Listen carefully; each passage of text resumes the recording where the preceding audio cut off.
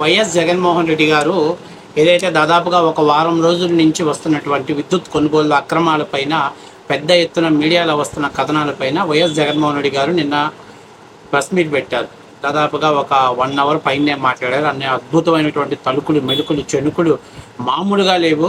ఆయన మాట్లాడిన దాన్ని వీడియోకి కానీ ఇవాళ వీడియో చేయాల్సి వస్తే దాదాపు నాకు తెలిసినంత వరకు ఒక 30-40 వీడియోలు అవుతాయి.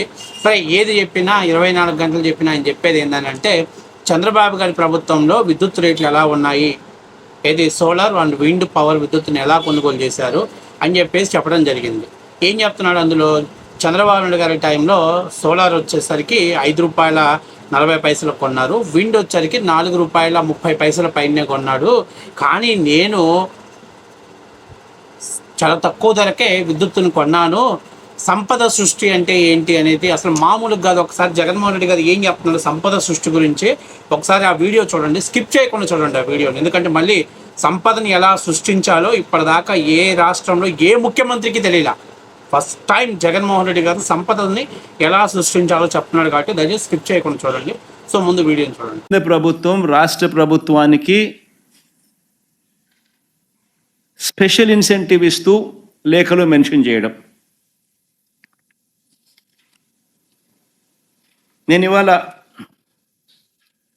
మిమ్మల్ని అందరినీ కూడా అడుగుతా ఉన్నా, సంపద సృష్టి అంటే ఏమిటి అని.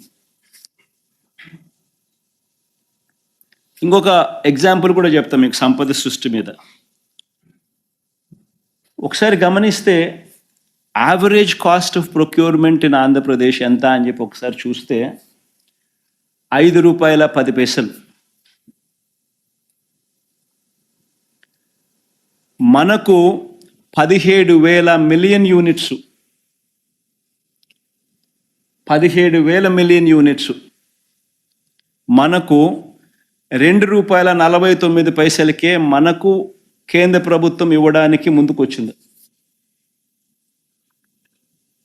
అంటే ₹5.10 నుంచి ₹2.49 అంటే ₹2.60 పర్ యూనిట్ సేవింగ్.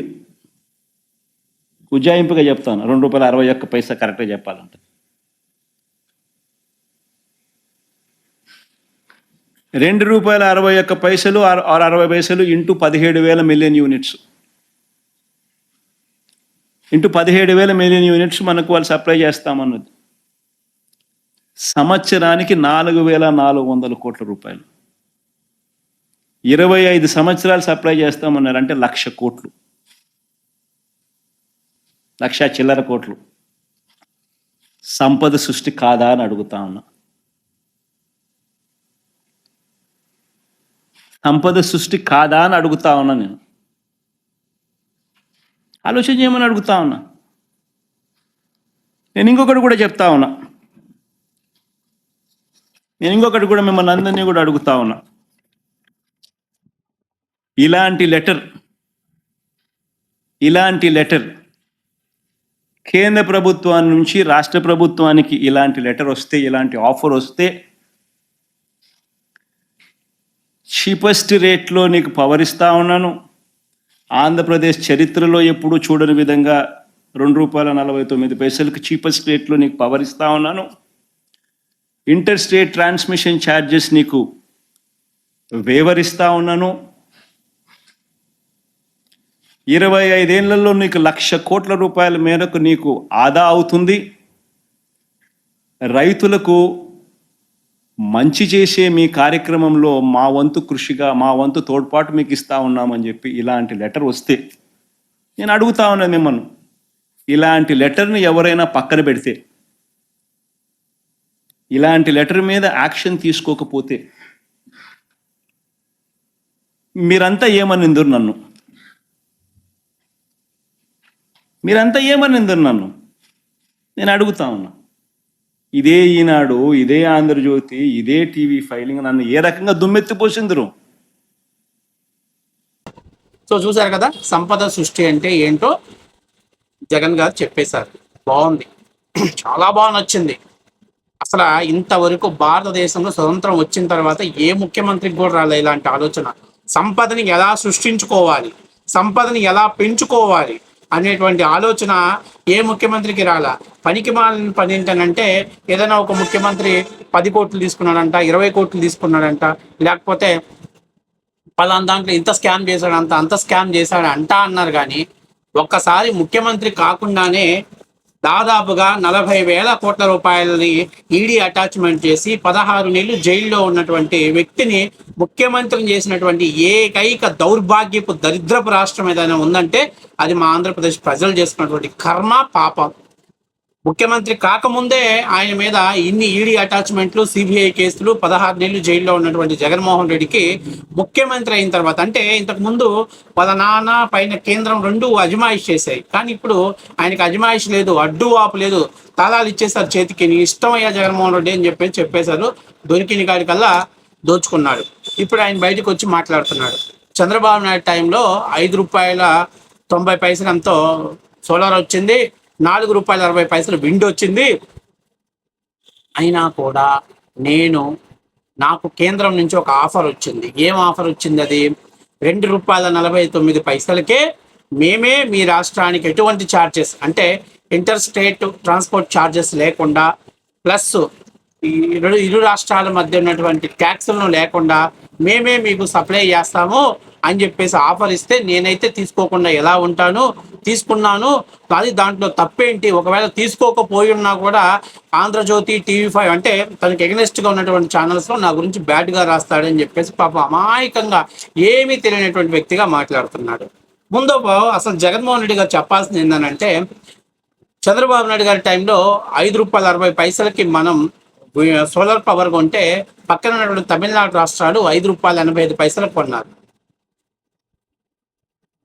సో బాగుంది, వెరీ గుడ్. ఆ రోజు రేటు, ఎందుకంటే సోలార్ ఒకటి, విండ్ ఒకటి, భవిష్యత్తులో అవి ఎప్పటికైనా రానున్న రోజుల్లో కానీ ఈ పవర్స్ కానీ పెరిగినట్లయితే రానున్న రోజుల్లో కాస్ట్ అనేది తగ్గుద్ది.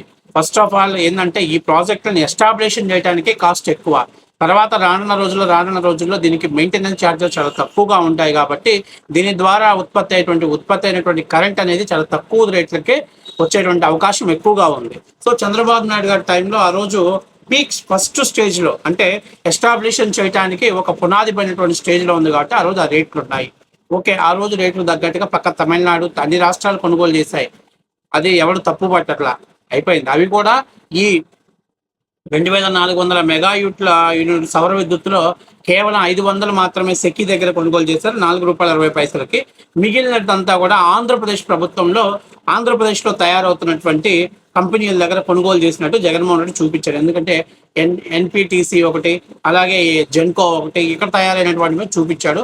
సరే, దాన్ని కూడా పక్కన పెట్టేసి నేను అడుగుతున్న జగన్మోహన్ రెడ్డిని సంపద సృష్టి గురించి చెప్పాడు కాబట్టి జగన్మోహన్ రెడ్డి నేను సూటికి అడుగుతున్నా. అయ్యా, గతంలో చంద్రబాబు నాయుడు గారు ₹5.60 ₹4.60 కరెంటు కొనుగోలు చేసి ఆంధ్రప్రదేశ్ ప్రజలకు సప్లై చేశాడు. ఆ రోజు 200 యూనిట్లు విద్యుత్ ధర ఎంత ఉంది? ఆ రోజు యూనిట్ విద్యుత్ ధర ఎంత వసూలు చేశావు గృహ వినియోగం కోసం? ఈ రోజు జగన్మోహన్ రెడ్డి గారు మీరు ముఖ్యమంత్రి అయిన తర్వాత స్లాపులు సర్దుబాటు చేశారు, అలాగే డిస్కులు సర్దుబాటు పెట్టేశారు, అలాగే ట్రాన్స్కో సర్దుబాట్లు పెట్టేశారు, అలాగే మీరు ఈ విధ సర్దుబాట్లతోటి సర్చార్జెస్ పేరుతోటి ప్రజల నెత్తిన అదనపు భారాన్ని మోపారు. అట్లాగే ట్రూఅప్ ఛార్జెస్ పెంచారు. అలాగే ఇంకా ఏవేవో కొత్త ఛార్జెస్ అని చెప్పేసి నా పిండాకుడు ఛార్జెస్ అని చెప్పేసి మొత్తం మీద ఆంధ్రప్రదేశ్ ప్రజల మీద గతంలో 100 కరెంటు, గతంలో ₹250 300 వచ్చే కరెంటుని ₹750 అయింది. నేను అడుగుతున్నది ఏంటంటే, చంద్రబాబు నాయుడు గారు ₹5.49 కొనడం, ₹5.80 అసలు నీకంటే 4 రెట్లు ఎక్కువ కొనడం అనుకుందాం, డబల్ కొనడం అనుకుందాం. కానీ నువ్వు ₹2.49, ఇరు రాష్ట్రాల మధ్య ఎటువంటి ఛార్జెస్ లేవు, అలాగే ఇరు రాష్ట్రాల మధ్య ఎటువంటి ట్యాక్సులు లేవు, అన్నీ ఫ్రీగా ₹2.49 మనకి కరెంట్ వచ్చేస్తుంది, జెన్కోకి వచ్చేస్తుంది. అంత తక్కువ రేటుకి వచ్చినప్పుడు నువ్వు ఇన్ని ఛార్జెస్ ప్రజల మీద ఎందుకు మోపావు? ₹300 ఉండేటువంటి కరెంటుని ₹750 ఎందుకు వచ్చింది? ₹750 వచ్చేటువంటి కరెంటు బిల్లుని 1500 1800 ఎట్లా వచ్చింది?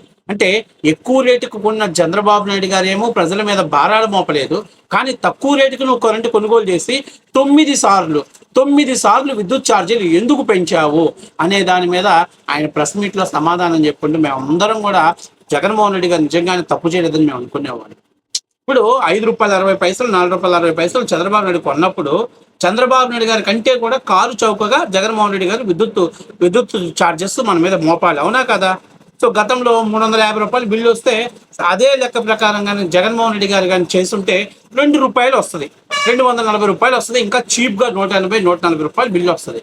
కానీ మీ హయాంలో విద్యుత్ ఛార్జెస్ ఎందుకు పెంచారు? ట్రూ అప్ ఛార్జెస్ ఎక్కడి నుంచి తీసుకొచ్చారు? అలాగే డిస్కులు సర్దుబాటు ఛార్జెస్ ఎందుకు వేస్తున్నారు? అలాగే అనేకమైనటువంటి సర్ఛార్జెస్ ఎందుకు ప్రజల మీద భారం మోపారు? అలాగే స్లాబులు, గతంలో ఉన్నటువంటి స్లాబులు అన్నింటిని కూడా ఎందుకు చేంజ్ చేశారు? వీటి మీద సమాధానం చెప్తే జగన్మోహన్ రెడ్డి గారు మీరు చేసిన తప్ప ఒప్ప అనేది మేము నిర్ణయానికి వస్తాం. ఇక సంపద సృష్టి అంటున్నారు. సంపద ఎవరికి సృష్టించావు? నీకు సృష్టించుకున్నావు, లేకపోతే అదానికి సృష్టించావు. అదాని సృష్టించినందుకు ప్రతిఫలంగా నీకు సంపద సృష్టించుకున్నాడు. ఇప్పుడు నేను అడుగుతుంది ఏంటంటే 1750 కోట్ల రూపాయలు నువ్వు డబ్బులు తీసుకున్నావా లేదా అనే దాని మీద నువ్వు క్లారిఫికేషన్ ఇవ్వలేదు. ఒకటి. రెండవది, చీపెస్ట్ అని చెప్పేసి పద్దాకలు మాట్లాడుతున్న నువ్వు అత్యంత తక్కువ ధరలకు రేట్లు దొరికితే ఎందుకు ప్రజల మీద అదనపు భారాలు మోపారు? ఇది నేను చెప్పేది కాదు, ప్రజలందరికీ తెలుసు ఏ విధమైనటువంటి విద్యుత్ ఛార్జీలు ఆంధ్రప్రదేశ్లో ఉన్నాయి, ఎన్ని కండిషన్స్ని అప్లై చేశారు మనకి. ఏసీలు ఇంతవరకే వాడాలి, లిమిట్ వాడకూడదు, ఎక్కువ వాడితే మీకు ఎక్కువ ఛార్జెస్ పడతాయి, ఈ యూనిట్ల మీద దాటి మళ్ళీ మీరు ఎక్కువ కాల్చినట్టు దాని మీద కూడా ఎక్స్ట్రా ఛార్జెస్ పడతాయి, ఇంత అమౌంట్ కట్టాలని చెప్పేసి ముక్కు బిండి వసూలు చేసిన మాట వాస్తవం కాదా? జగన్మోహన్ రెడ్డి గారు సమాధానం చెప్పాలి. అసలు నీ టైంలో 9 సార్లు అసలు విద్యుత్ ఛార్జీలు ఎందుకు పెంచావు? అంత చీప్గా కరెంట్ దొరుకుతుంటే దాని మీద మాత్రం జగన్మోహన్ రెడ్డి వివరణ ఇవ్వాలి. ఏదో మీడియా ముందుకు వచ్చి అమాయకంగా నేను అన్నీ బాగు చేశాను, నా ప్రజలకు నేను అన్నీ చేశాను, తక్కువ రేటు కరెంట్ వచ్చినప్పుడు సంబరపడిపోవాలి, ఆనందపడిపోవాలి, కానీ నా మీద విమర్శలు చేయటం ఏందని చెప్పేసి మాట్లాడుతున్నావు నువ్వు. నేను అడుగుతుంది ఏంటంటే, తక్కువ రేటు కరెంట్ వస్తే చంద్రబాబు నాయుడు గారి కంటే నువ్వు ఇంకా తక్కువ రేటుకి ఆంధ్రప్రదేశ్ ప్రజలకు కరెంట్ ఇవ్వాలి కదా. అంటే అక్కడ తక్కువ రేట్లు కొని ఇక్కడ ప్రజల మీద అదనపు భారం మోపి ఆ డబ్బుని సంపద సృష్టించానని చెప్తావా? సంపద సృష్టించారని చెప్పుకుంటావా? అక్కడ తక్కువ రేటుకు దొరికినప్పుడు ప్రజలకు కూడా తక్కువ రేటుకు ఇచ్చినట్లయితే దాన్ని సంపద సృష్టిస్తారు. అట్లా కాకుండా ప్రజల మీద భారాలు మోపావు, అక్కడ చీప్గా కరెంటు కొన్నావు. మరి ఏమైపోయినాయి డబ్బులు? ఎందుకు ఈరోజు విద్యుత్ సంస్థల బకాయిలు పెండింగ్ ఉండిపోయింది? ఆ బకాయిలు చెల్లించలేని పరిస్థితులు ఎందుకున్నాం మనం? దాదాపుగా సంవత్సరానికి 4,400 కోట్ల రూపాయల ఆదాయం వస్తుందన్నావు. మళ్ళీ నువ్వు సర్ఛార్జెస్ పేరు మీద 8,000 కోట్లు ప్రజల మీద అదనపు భారాన్ని వేశావు. సంవత్సరానికి 15,000 కోట్ల రూపాయలు నీ లెక్కల ఆదాయం వస్తే 5 సంవత్సరాలలో దాదాపు 75,000 కోట్ల రూపాయలు నీకు ఆదాయం వస్తే ఈరోజు విద్యుత్ సంస్థలకు ఎందుకు బకాయిలు చెల్లించలేని పరిస్థితిలో ఉన్నావు? ఈరోజు విద్యుత్ సంస్థలు ఎందుకు మెయింటెనెన్స్ చేయలేని పరిస్థితిలో ఉన్నాయి? విద్యుత్ సంస్థలు ఈరోజు దివాళా తీసే పరిస్థితిలో ఉన్నాయి. వాటి గురించి సమాధానం చెప్పబోయే జగన్మోహన్ రెడ్డి. సంపద సృష్టి సంగతి తర్వాత ఎరుగు. ఆ సంపద ఈ విధంగా కూడా సృష్టిస్తారా? అబ్బా, అద్భుతమయ్యా నువ్వు సంపద సృష్టించడంలో. ఈ టెక్నిక్ తెలియకుండా ఎంతమంది మంత్రులు, ముఖ్యమంత్రులు పిచ్చినాయాలు అయిపోయారయ్యా సామె జగన్మోహన్ రెడ్డి. నువ్వు ఇలాగా సంపద సృష్టించడం వాళ్ళకి చేత కాలేదయ్యా, నిజంగా చెప్తున్నా. నువ్వు మాత్రం నా భూతో నా భవిష్యత్తు, అసలు సంపద సృష్టించడం అంటే ఇది నిర్వచనం అని చెప్పావు. హ్యాండ్స్ ఆఫ్ జగన్మోహన్ రెడ్డి నీకు.